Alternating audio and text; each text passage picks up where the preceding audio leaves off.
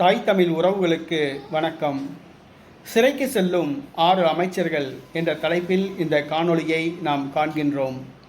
சிறைக்கு செல்லும் 6 அமைச்சர்கள் என்ற தலைப்பில் இந்த காணொளியை நாம் காண்கின்றோம்.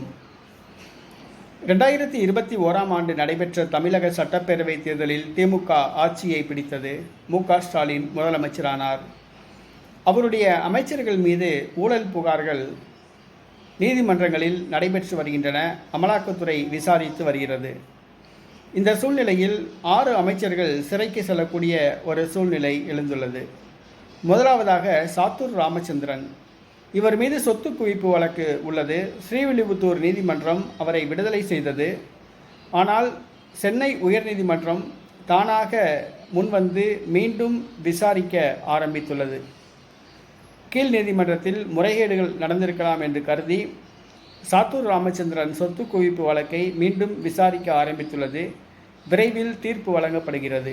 ஆகவே சாத்தூர் ராமச்சந்திரனுக்கு தண்டனை வழங்கப்பட்டால் அவர் பதவி இழக்கலாம், சிறைக்கு செல்லலாம். அடுத்ததாக தங்கம் தென்னரசு. இவர் மீது சொத்து குவிப்பு வழக்கு உள்ளது. கீழமை நீதிமன்றம் அவரை விடுதலை செய்தது. ஆனால் சென்னை உயர்நீதிமன்றம் தானாக முன்வந்து மீண்டும் இந்த வழக்கை விசாரித்து வருகிறது. இந்த வழக்கின் தீர்ப்பு விரைவில் வர உள்ளது. தண்டனை வழங்கப்பட்டால் தங்கம் தென்னரசு அமைச்சர் பதவியை இழக்கலாம், சிறைக்கு செல்லலாம். அதேபோன்று அனிதா ராதாகிருஷ்ணன், அவர் மீது வழக்கு நடைபெற்று வருகிறது. அந்த வழக்கின் தீர்ப்பு விரைவில் கீழவை நீதிமன்றம் வழங்க உள்ளது.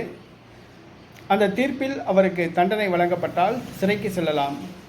அதேபோன்று ஆத்தூர் ஐ. பெரியசாமி, அவர் மீது சொத்து குவிப்பு வழக்கு கீழவை நீதிமன்றம் விடுதலை செய்தது.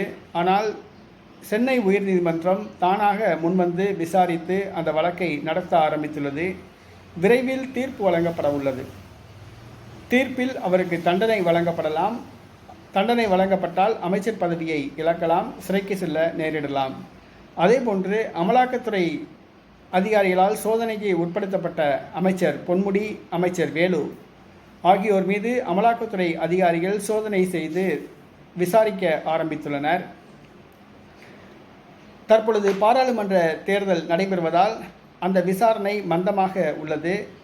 பாராளுமன்ற தேர்தல் விசாரணை முடிந்தவுடன் மீண்டும் அமலாக்கத்துறை வேகம் எடுக்கும். அப்பொழுது இருவரும் கைது செய்யப்பட்டு சிறையில் அடைக்கலாம். ஏற்கனவே செந்தில் பாலாஜி அமலாக்கத்துறை அதிகாரிகளால் கைது செய்யப்பட்டு சிறையில் இருப்பது குறிப்பிடத்தக்கது. பாரதிய ஜனதா கட்சி ஏற்கனவே கூறியுள்ளது, வருகிற சட்டமன்ற தேர்தலுக்குள் 10 அமைச்சர்கள் சிறைக்கு செல்வார்கள் என்று. ஏற்கனவே ஒரு அமைச்சர் சிறையில் உள்ளார், செந்தில் பாலாஜி. அதுபோக தற்பொழுது 6 அமைச்சர்களுக்கு தீர்ப்பை எதிர்நோக்கி உள்ளார்கள். அனிதா ராதாகிருஷ்ணன், சாத்தூர் ராமச்சந்திரன், தங்கம் தென்னரசு, ஆத்தூர் ஐ. பெரியசாமி, அமைச்சர் வேலு, அமைச்சர் பொன்முடி ஆகிய 6 அமைச்சர்களுக்கு எந்த நேரத்திலும் தீர்ப்பு வழங்கப்படலாம். தீர்ப்பு வழங்கப்பட்டால், தண்டனை வழங்கப்பட்டால் அவர்கள் அமைச்சர் பதவியை இழந்து சிறைக்கு செல்ல நேரிடலாம்.